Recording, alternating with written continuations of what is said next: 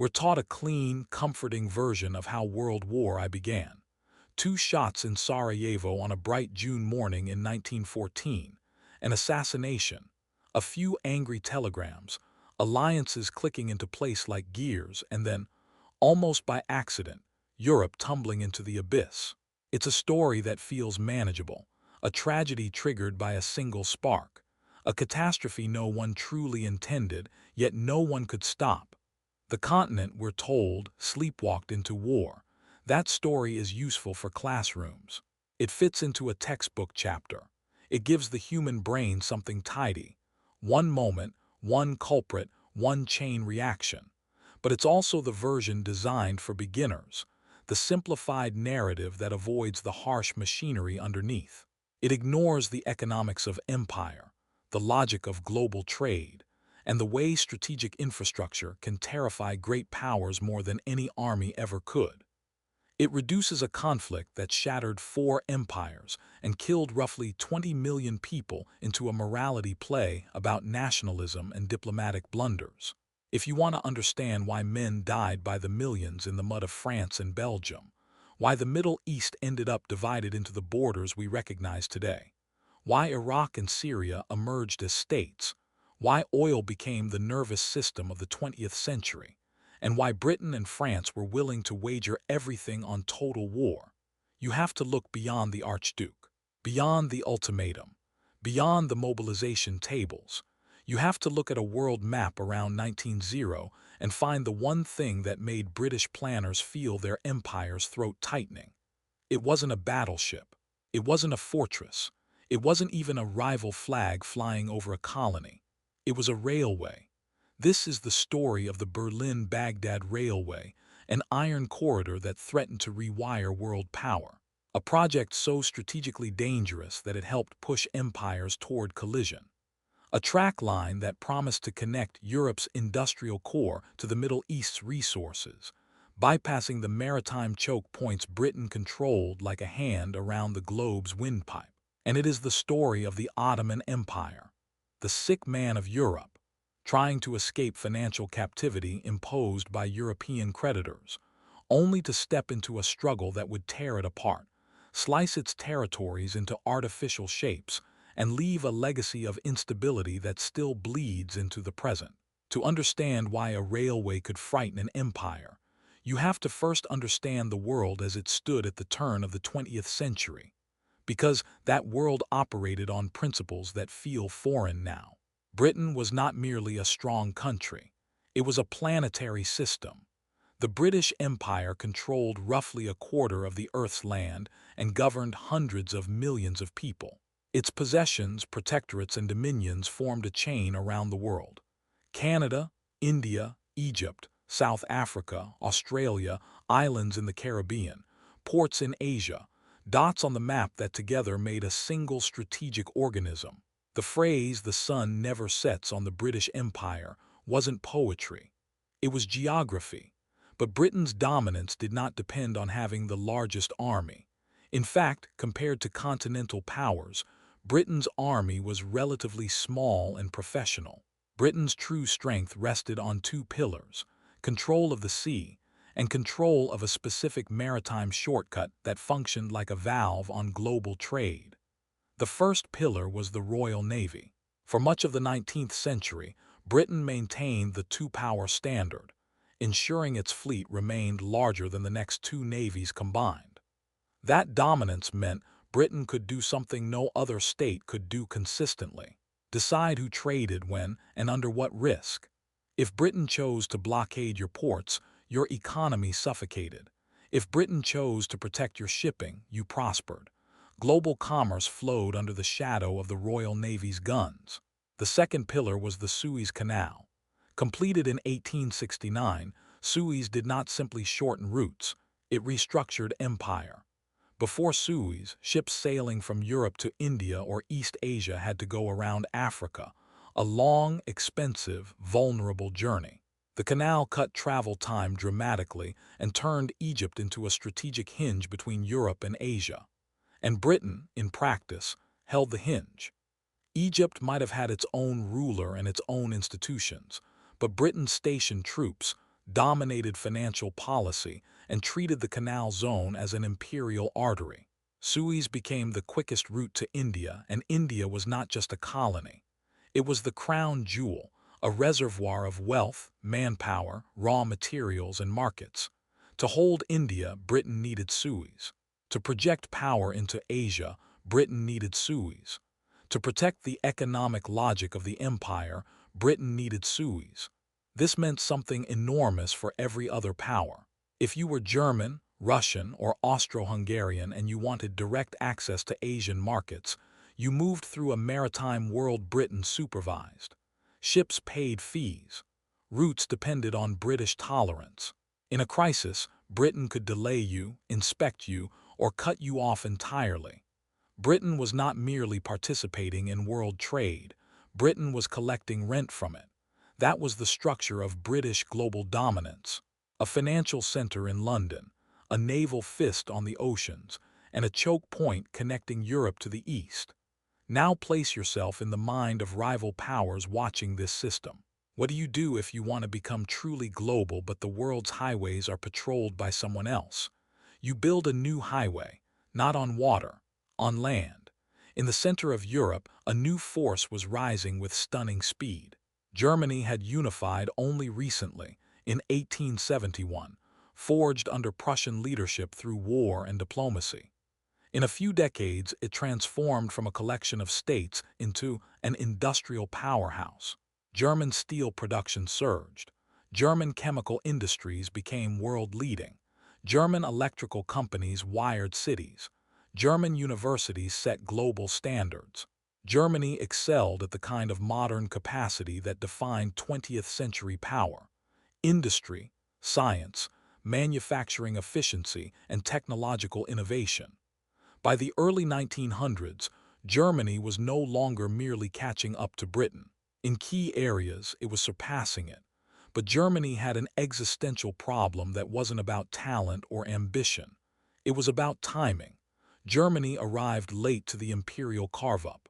By the time it unified, many of the richest colonial holdings, India, key trade routes, large parts of Africa, islands and ports, had already been claimed. Germany acquired colonies, yes, but many were costly to administer and did not provide the same returns or strategic leverage Britain gained from its older imperial system. Even worse, Germany's geography placed it in a strategic box. Unlike Britain, protected by water, Germany sat on the continent, surrounded by potential rivals. France still burned with resentment after defeat in 1871. Russia was vast, unpredictable, and expanding.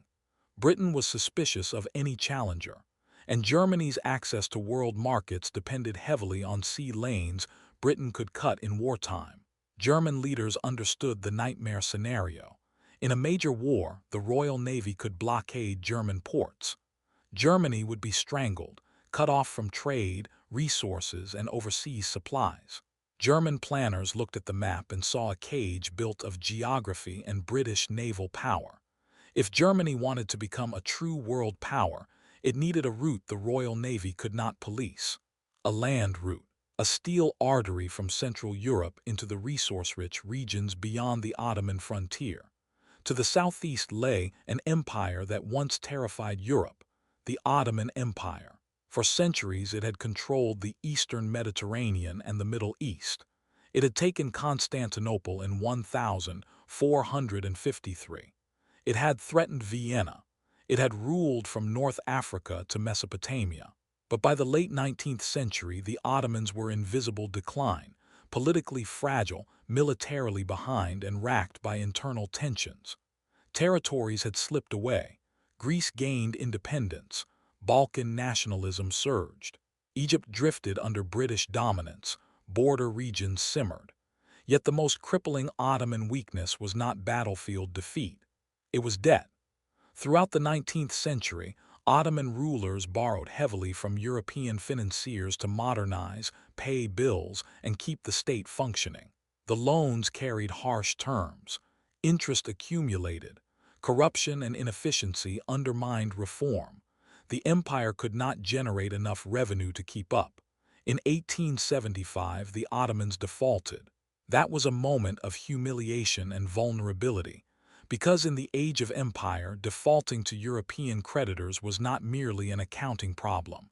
It was a political opening, a pretext, a lever. In 1881, European powers established the Ottoman Public Debt Administration, an institution that effectively took control of large portions of Ottoman revenue streams.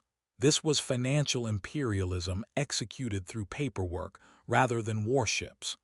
Taxes from commodities like tobacco and salt were collected and directed not into the Ottoman treasury, but into a structure controlled by creditor representatives, ensuring money flowed into European vaults.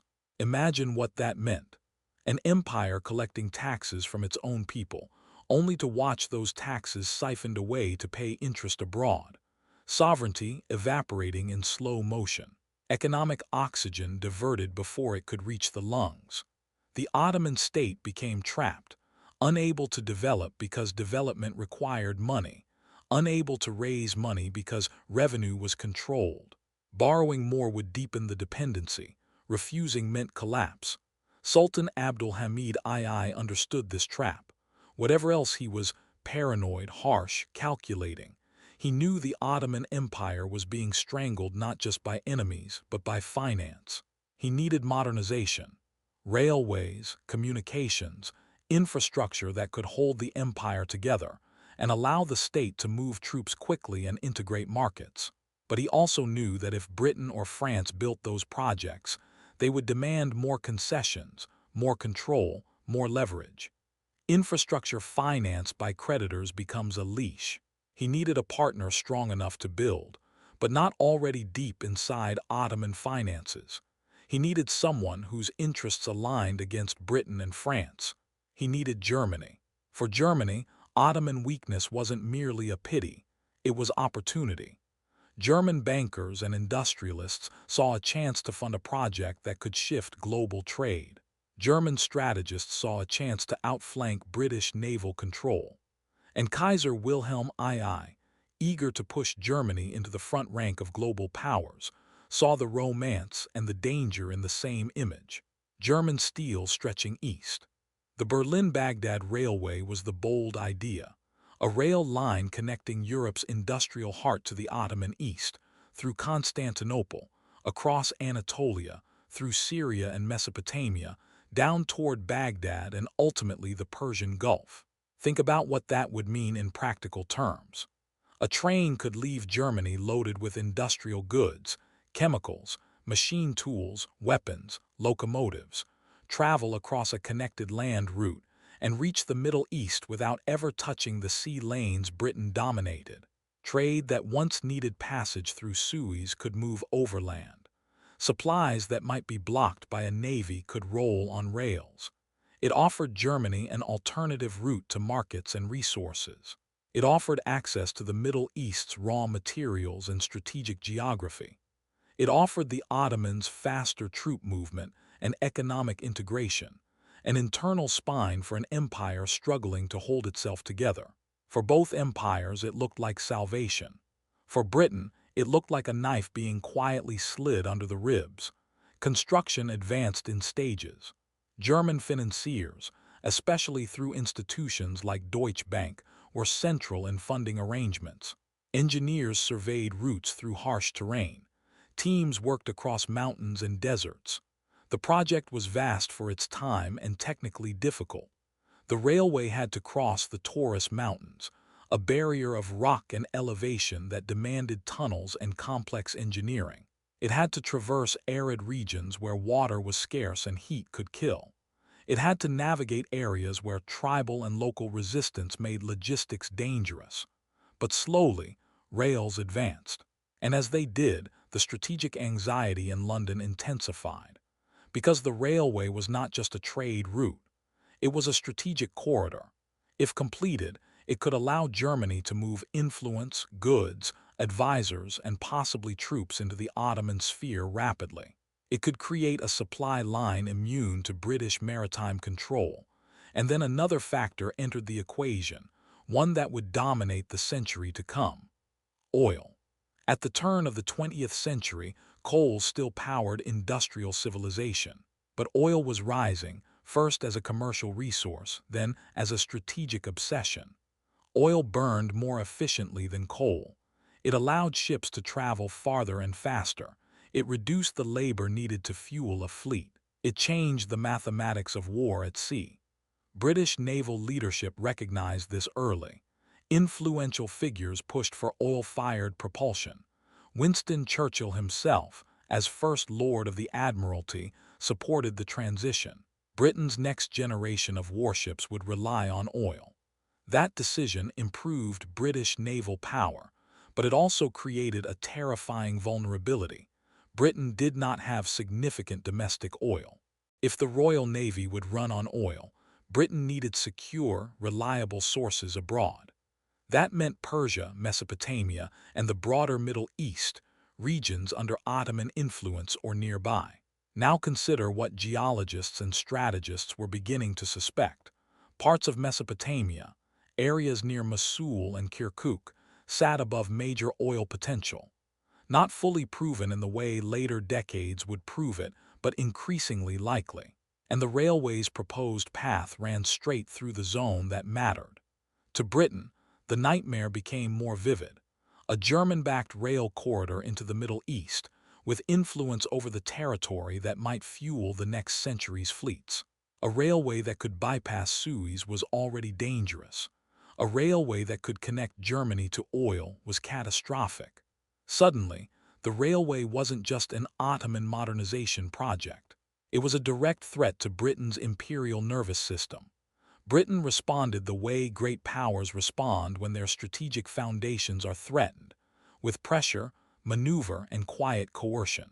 One central British goal was to prevent the railway from reaching a usable Gulf terminal, because a railway that ends inland is a limited tool. A railway that reaches a port becomes a global archery. Kuwait, small, strategically placed, and crucial, became a focal point. Britain moved to secure influence there through agreements that restricted the local ruler from granting concessions to other powers without British approval. In essence, Britain placed a lock on the door Germany wanted to open. At the same time, British influence in finance mattered. The City of London was the world's most powerful capital market. Britain used that influence to complicate financing, discourage investment, and restrict the flow of credit. Public messaging also played a role, casting suspicion on German intentions and Ottoman governance. And yet, despite delays and obstacles, construction continued. By the years just before 1914, significant sections had been built, and the project was moving through some of its hardest engineering challenges. The sense in London was that time was running out. If the railway were completed, Britain's strategic position would be weakened permanently. This is the backdrop against which the crisis of 1914 unfolded. The assassination in Sarajevo lit the match, but the room had been filling with gas for years. Alliance systems mattered, militarism mattered, nationalism mattered, diplomatic failures mattered, the assassination mattered. But underneath all of it was something colder. The competition over who would control the arteries of trade, resources, and strategic geography in a changing world. Britain's alliances were not formed in a vacuum. They reflected fears about German expansion and strategic breakthroughs. Russia feared Ottoman strength and wanted control over the Straits. France had ambitions in the Levant. Britain feared India, Suez, and now oil. When war came, Britain's attention was not only on Belgium. It was also on the Middle East. Because if the Ottomans joined Germany, the railway corridor and the region's oil potential became enemy assets. And Britain could not accept that. The Ottoman Empire entered the war on the side of Germany and Austria-Hungary, hoping German power would protect it from Russian pressure and free it from British and French financial domination. Ottoman leaders believed that aligning with Germany might allow them to reclaim influence, defend territory, and perhaps escape the debt grip imposed by their creditors. They also misjudged the war's duration and nature. Many states assumed a quick conflict. Instead, it became attritional, total, and merciless. For the Ottomans, the war exposed a fatal weakness. The very railway meant to support them was not finished. Gaps and bottlenecks prevented the smooth movement of supplies and troops. Difficult terrain slowed logistics. German assistance could not flow as efficiently as planned. And Britain, whose empire could draw on global manpower and naval transport, had the ability to strike where it mattered. Popular memory of World War I is dominated by trenches in Europe. But in the Middle East, another war unfolded, one fought over rivers, deserts, and the future shape of a region. British forces moved into southern Mesopotamia early, ostensibly to protect vital interests and infrastructure near Persian oil facilities. But strategically, the goal was obvious: secure the corridor, block German Ottoman influence, and position Britain to control the region's resources and routes. The Mesopotamian campaign was brutal. Heat and disease killed as effectively as bullets. Supply lines were stretched. Early British advances led to overextension, and the Ottoman defense, often underestimated, inflicted humiliations, including the infamous surrender at Kut. But Britain could reinforce. Britain could adapt.